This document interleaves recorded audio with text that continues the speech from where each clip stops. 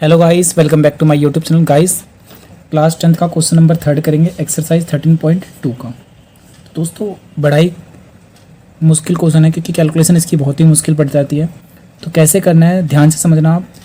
कहता है a gulab jamun contain sugar syrup upward about 30% of its volume. मतलब कहता है एक गुलाब जामुन जो होता है ना, इस क्वेश्चन के अकॉर्डिंग वो अपने वॉल्यूम का 30% क्या लगा कंटेन करता है, शुगर कंटेन करता है। ठीक है दोस्तों, शुगर सिरप कह सकते हो।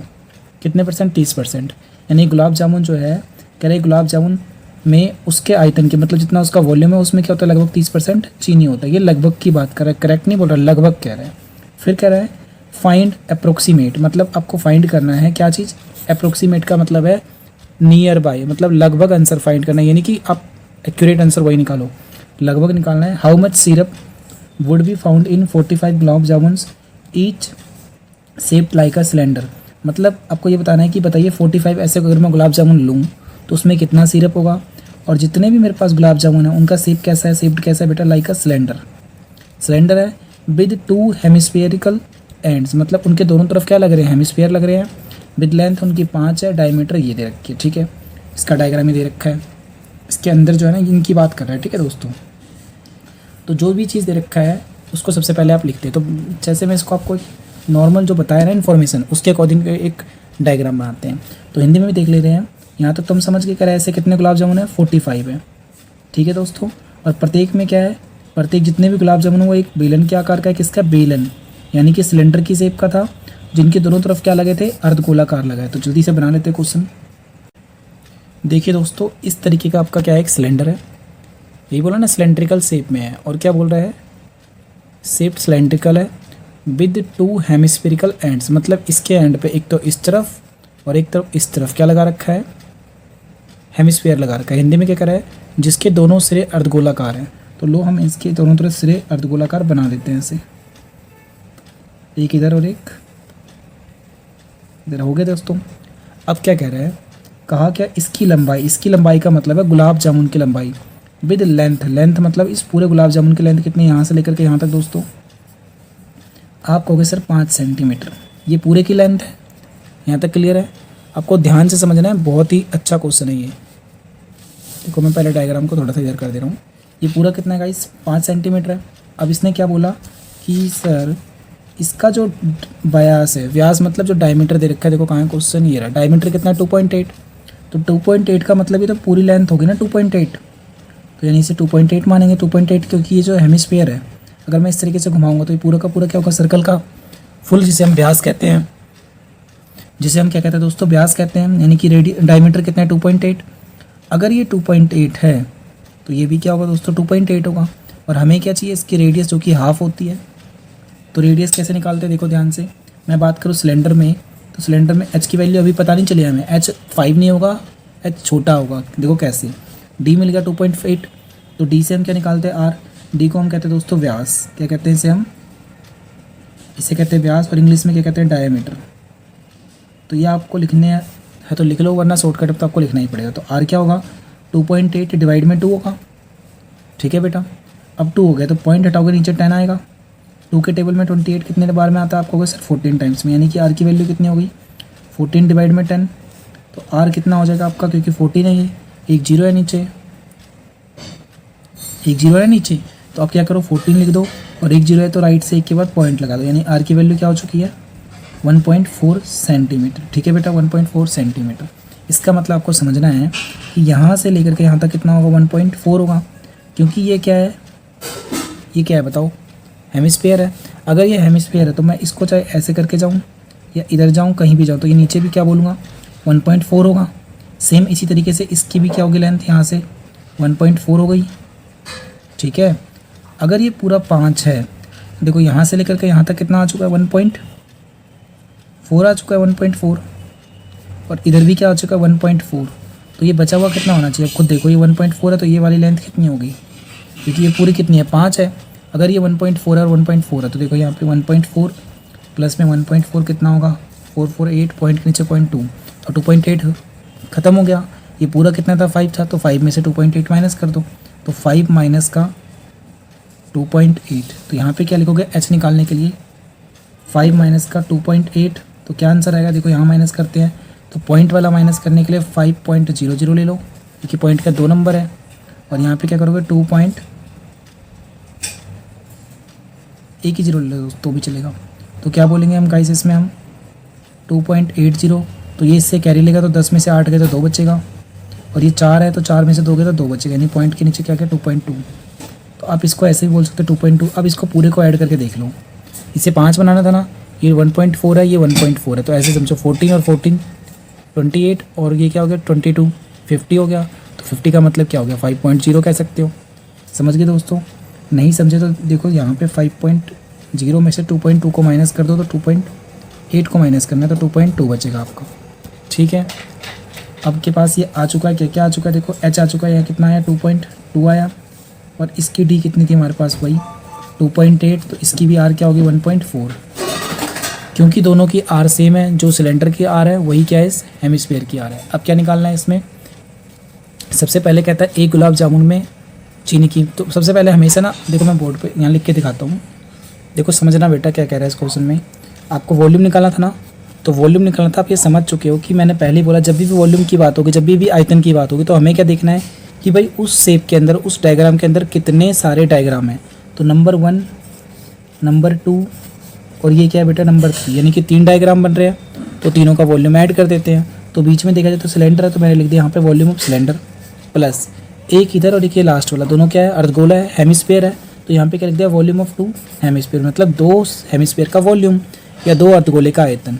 सिंपल सन का फॉर्मूला लगाओ, वैल्यू पुट कर दो। देखो ध्यान से क्या करो दोस्तों, वॉल्यूम क्या होता है पाई आर स्क्वायर एच, प्लस इसका वॉल्यूम क्या होगा 2 है तो पहले 2 लिखोगे, मल्टीप्लाई का साइन, अर्धगोले का आयतन क्या होता है 2/3 पाई आर क्यूब। ठीक है बेटा, अब इनकी वैल्यू पुट कर दो जल्दी जल्दी। पाई की वैल्यू क्या लेनी है 22/7 लेना है, क्योंकि क्वेश्चन में कोई इन्फॉर्मेशन नहीं है वैसे दे रखा है इसमें। देखो वेलन का आयतन ये पाई आर स्क्वायर एच, और इसका वॉल्यूम ये, पाई की वैल्यू 22/7 यानी 22/7, आर की वैल्यू क्या है 1.4 है, देखो 1.4, तो 1.4 का स्क्वायर, एच की जगह 22.2, फिर 2 की जगह 2, 2/3 की जगह 2/3, पाई की वैल्यू क्या है 22/7 यानी 22/7, आर की वैल्यू क्या है क्यूब है तो 1.4 का क्यूब। ठीक है बेटा, अब इनको नॉर्मल तरीके से हम सॉल्व करते हैं। अब डायरेक्टली दोस्तों क्या करेंगे, इसको सॉल्व करते हैं। तो क्या आएगा देखो, ये डेसिमल हटाओगे नीचे 10, ये डेसिमल हटाओगे 9, ये डेसिमल हटाओगे 10, ये हटाया 10, ये हटाया 10, और यहाँ पर भी 10, मतलब जहाँ जहाँ डेसिमल है उसको डेसिमल को हटाया, अगर 10 आएगा तो 10, 100 आएगा तो 100। कुछ कैंसिल हो रहा है देखो, 7 के टेबल में 14 आता है 2 टाइम्स में, इस 7 के टेबल में 14 आता है 2 टाइम्स में। ठीक है बेटा, अब कहोगे सर अब ये बच गया 10 के टेबल में 2 काट दो। बेटा जब भी 0 आएगा ना तो प्लीज़ 0 वाले को कैंसिल मत करा करो, वहाँ पे आपको ना डिवाइड करना मुश्किल होगा बट कैलकुलेशन करना आसान पड़ जाएगा। तो अब क्या कर सकते हैं, कुछ और कैंसिल नहीं हो रहा ना, इसको ऐसे ही छोड़ दीजिए। अब डायरेक्टली बस ऊपर वाले नंबर को मल्टीप्लाई करते हैं। तो देखो इधर क्या आएगा आपके पास, 22 को 2 से मल्टीप्लाई करो 44। ठीक है, यानी कि 22 को 2 से करेंगे तो 44 आया।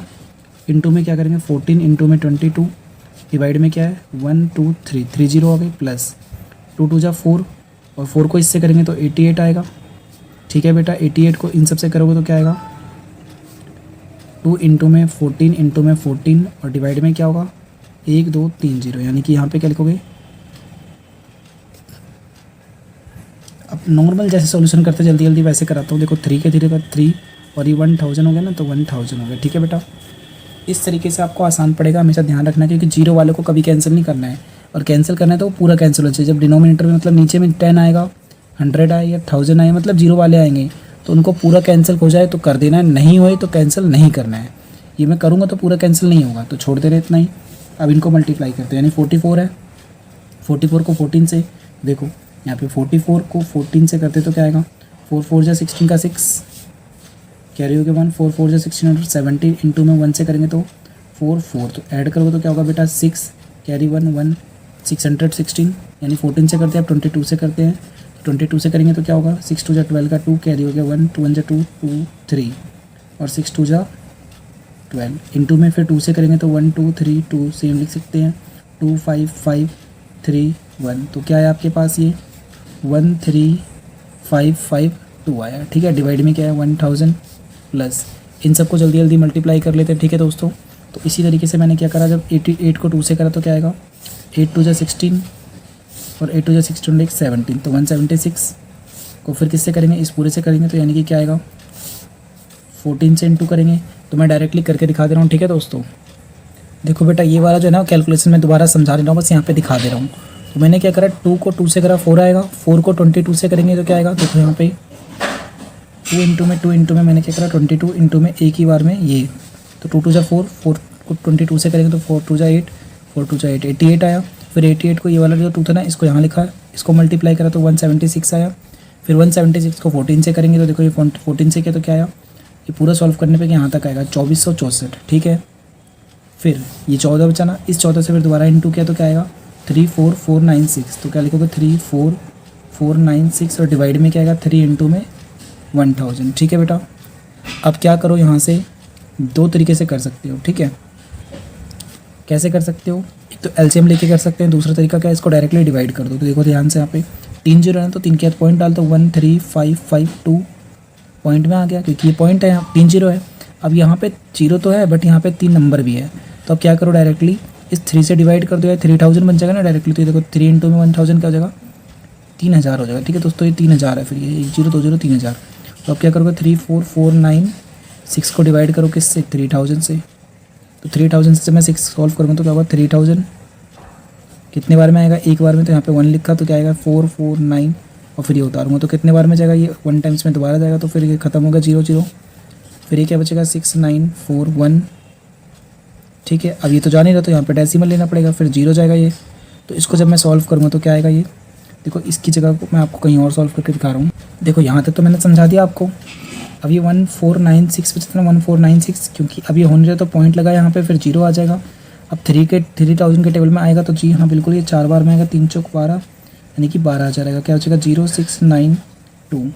फिर आप चाहो तो एक और 0 ले सकते हो, कितने बार में जाएगा ये, एटलीस्ट 9 टाइम्स में जाएगा, 27000 आ जाएगा ये। और आप कहोगे सर कितना निकालना है, तो बता देता हूँ। अभी देखो 006 और ये 2 बचेगा, फिर ये 0, तो 26000 आ गया। अब खुद देखो आप यहाँ पे इस वाले में पॉइंट के कितने नंबर तक है, 3 डिजिट तक है, तो यहाँ पर भी पॉइंट के कितने डिजिट निकालोगे 3 डिजिट तक। देखो यहाँ पे पॉइंट के कितने डिजिट निकले हैं 2 डिजिट, तो एक और डिजिट निकालना है तो एक और कर लेते हैं। तो ये 2600 तो बच गया, तो एक और 0 ले सकते हैं क्योंकि पॉइंट के तो हम 0 लेते रहेंगे। तो 26 कितने बार में आता है दोस्तों, 8 बार में। देखो 3 से करोगे तो 0 0 0 3 8 से 24, तो 2400 आ जाएगा, इस तरीके से खत्म 1000 आ जाएगा, यानी ये आ चुका है आपका। अब आपके मन में आएगा कि सर मैं 3 डिजिट तक निकालूँ 4 डिजिट तक, तो आपको ध्यान से याद करना है कि मैंने इस स्टार्टिंग में ही क्वेश्चन में पहले ही दिखा दिया था कि क्या लिखा था, अप्रोक्सीमेट निकालना है। क्या निकालना है दोस्तों, अप्रोक्सीमेट का मतलब होता है लगभग निकालना है। ये नहीं कि इसमें एक्यूरेट आंसर आएगा, वो पॉसिबल भी नहीं है।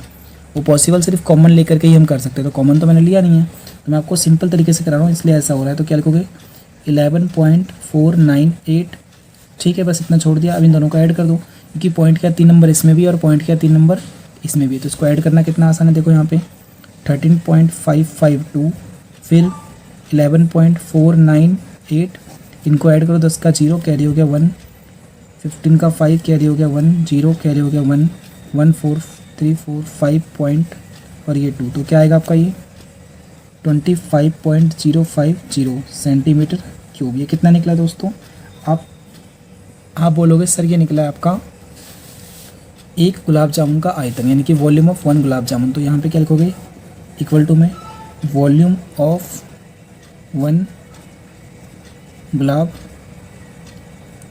जामुन, नहीं लिखोगे तो भी चलेगा, इतना छोड़ दो।